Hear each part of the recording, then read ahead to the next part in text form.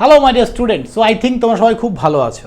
তো আবারও একটা ভিডিও নিয়ে চলে আসলাম। ডোমিসিয়াল রিলেটেড সবারই খুব সমস্যা থাকে। তো অলরেডি কে কোন ডোমিসিয়াল বানাবে বা কাকে কোন ডোমিসিয়ালটা রেডি করতে হবে, কখন রেডি করতে হবে, আমি সব বলে দিচ্ছি এই ভিডিওতে। তো ভিডিওতে যাওয়ার আগে সবাইকে বলবো, যারা ফার্স্ট টাইম আমাদের চ্যানেলে, অবশ্যই চ্যানেলটা সাবস্ক্রাইব করে দিও এবং ভিডিওগুলো ভালো লাগলে অবশ্যই শেয়ার করো ভিডিওগুলো। তো দেখো, ডোমিসিয়াল সার্টিফিকেট কীভাবে বানাবে, ডকুমেন্ট কি লাগবে, যাদের নেই তারা কি করবে, ডোমিসিয়াল সার্টিফিকেটের বৈধতা, এই সব কিছু নিয়ে আজকের ভিডিও। তো 2026 জিলেট যারা ফর্ম ফিল আপ করছো, খুব ভালো কথা। যারা এখনও করোনি ঝটপট করে নাও। তো যাই হোক, চলো আমরা ভিডিওতে যাওয়া যাক। ডোমিসিয়ালের মেনলি দুটো আমাদের প্রোফর্মা দিয়েছে, তোমরা জিলেটের ওয়েবসাইটে গেলে পেয়ে যাবে। জিলেটের ওয়েবসাইটে দিয়ে দিয়েছে প্রোফর্মা বলে।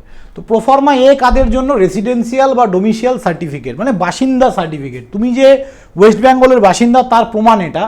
For candidate residing in the state of West Bengal continuously for at least the last 10 ইয়ার।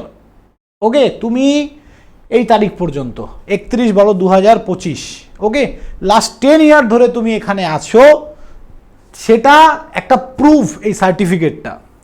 তো যারা লাস্ট 10 ইয়ার ধরে এখানে আছে তাদের জন্য প্রোফর্মা এ, যারা এখানকার কন্টিনিউয়াসলি বাসিন্দা এবং লাস্ট 10 ইয়ার এখানেই আছে ওয়েস্ট বেঙ্গলে।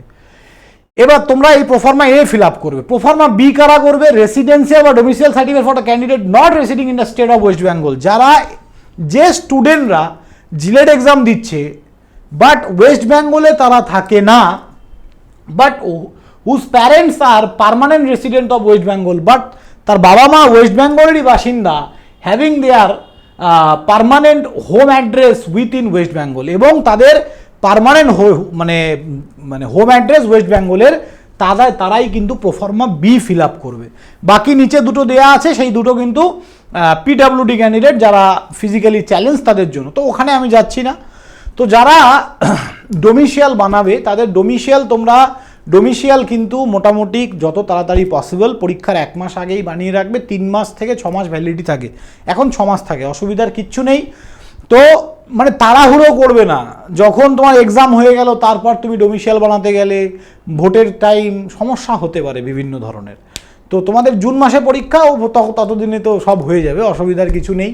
তো যাই হোক, ডোমিসিয়াল 6 মাস ভ্যালিড থাকে, আমি আগে থেকেই বানিয়ে রাখবো। কি করতে হবে? অনলাইনে আমাকে অ্যাপ্লাই করতে হবে, ঠিক আছে? অনলাইনে অ্যাপ্লাই করে যে কপিটা আসবে সেটা, এবং এই যে কপিটা সেটা, এবং তোমার লোকাল কাউন্সিলর হোক বা তোমার পাশাপাশি চেয়ারম্যান, এমএলএ, যেখান থেকে হোক, তোমাকে একটা ডোমিসিয়াল আগে ওদের থেকে নিতে হবে। দিয়ে অনলাইন কপিটা এবং সেটা এবং এটা, এই তিনটে নিয়ে তোমাকে বিডিও অফিসে গিয়ে বা এসডিও অফিসে গিয়ে কথা বলতে হবে।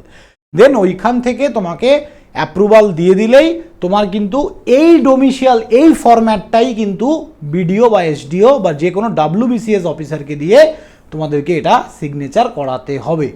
Is it clear? তো এই জায়গাটা কিন্তু সবাই অবশ্যই মনে রাখবে যে আমাদেরকে প্রোফর্মা A1 বা প্রোফর্মা B1 এই দুটোর মধ্যে একটা কিন্তু ফিল আপ করে সিগনেচার করাতে হবে। WBCS অফিসার বা গ্যাজেটেড অফিসার যারা আছে তাদেরকে দিয়ে, WBCS অফিসারই লাগবে, এটা মাথায় ঢুকিয়ে নেবে। পৌরসভাতে যারা থাকো তারা এক্সিকিউটিভ অফিসারকে দিয়েও করাতে পারবে, উনিও কিন্তু WBCS গ্রেডেরই অফিসার। সো এটাই বলার ছিল।